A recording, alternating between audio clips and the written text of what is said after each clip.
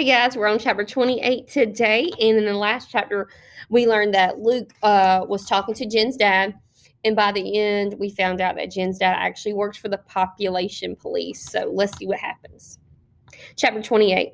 Luke began screaming and couldn't stop. Suddenly, his brain didn't seem to have any control whatsoever over what his body did.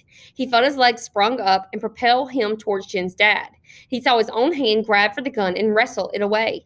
He heard a voice he barely recognized as his own scream again and again, "No, no, no!"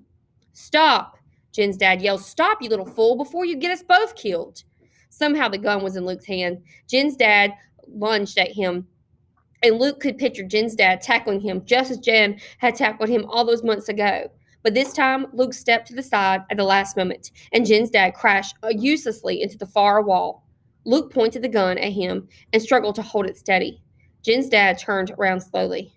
"You can't shoot me," he said, holding his hands helplessly in the air. "I might even welcome the chance to stop missing Jen, but it would be a mistake. I swear to you, in the name of everything that's sacred, in Jen's name, I'm on your side."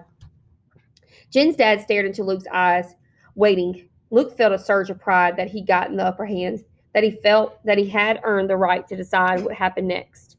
But how could he know what was right? Surely Jen's own father wouldn't lie in her name, would he? Luke squeezed his eyes shut. Then he lowered the gun to his side. "Good," Jen's dad said, audibly releasing his breath. Luke let Jen's dad walk toward him, gently take the gun and lay it on the desk. "I was going to explain," Jen's dad said, panting a little. He sat down. "I only work at Population Police Headquarters. I don't agree with what they do. I try to sabotage them as much as I can. Jen never understood either. Sometimes you have to work from inside enemy lines." Jen's dad talked and talked and talked.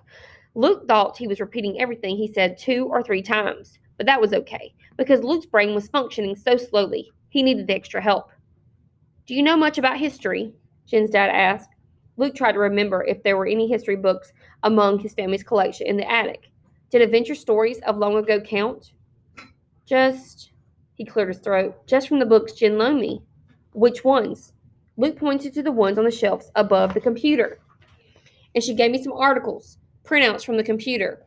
Jen's dad nodded. "So you got the propaganda for both sides," he said. "No truth." Okay, so remember before we talked about propaganda and what propaganda is? Propaganda is essentially whoever it is, a group of people wanting you to believe something. So if they want you to believe something, they may put an article, a publication, a poster, whatever it may be.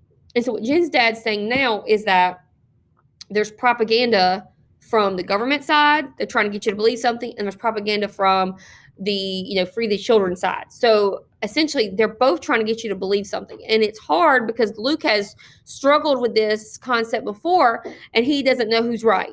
At one point, you don't want, the government's right because they don't want people to starve. But then the other point, that hiding children away or doing whatever to children,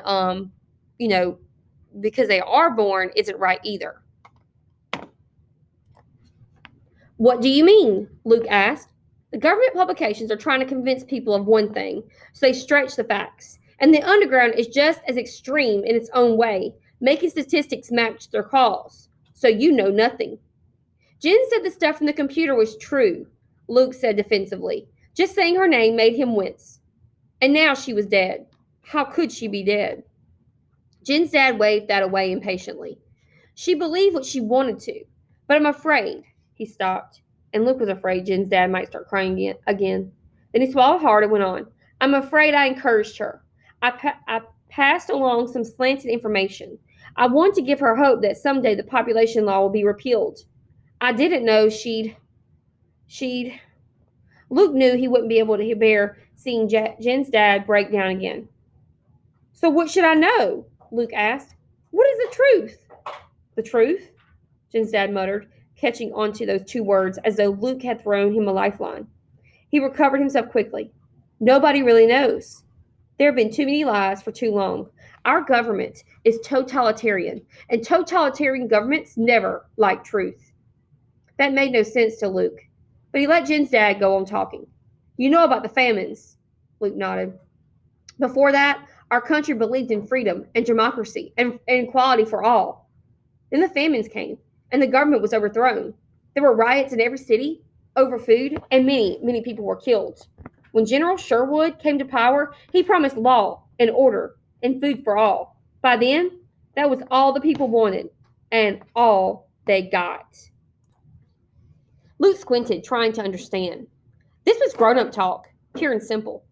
No, it was worse than the grown up talk he was used to, because all his parents ever talked about was the corn harvest and bills and the likelihood of frost at the end of May.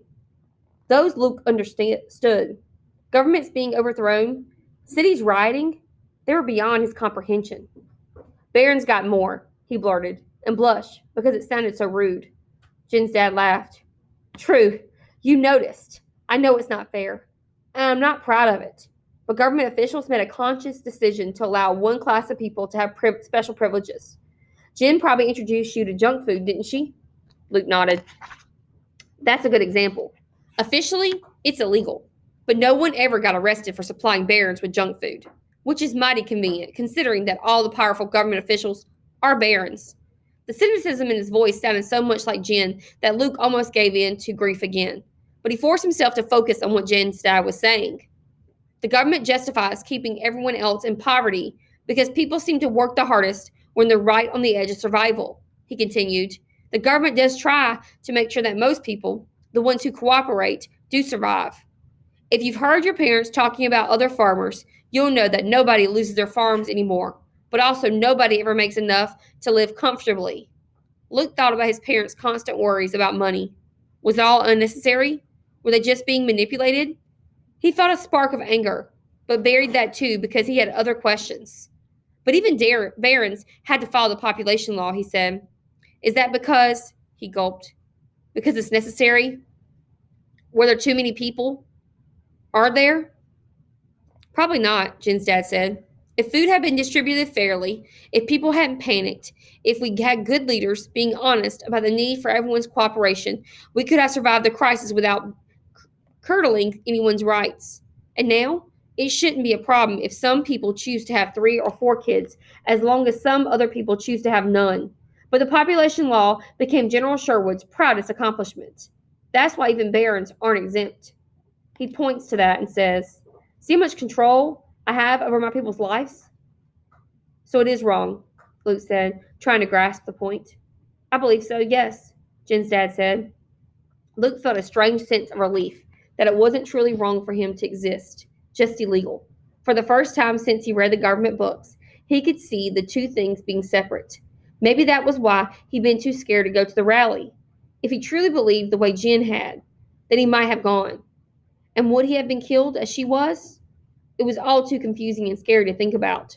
Jen's father looked at his watch. I need to get back to work. I can only hide so much. If you want it, I can have fake ID for you by tomorrow night. In the meantime, I advise you to. He broke off. Luke knew why. A sound from his worst nightmares, pounding on the door. And then the command, open up, population police.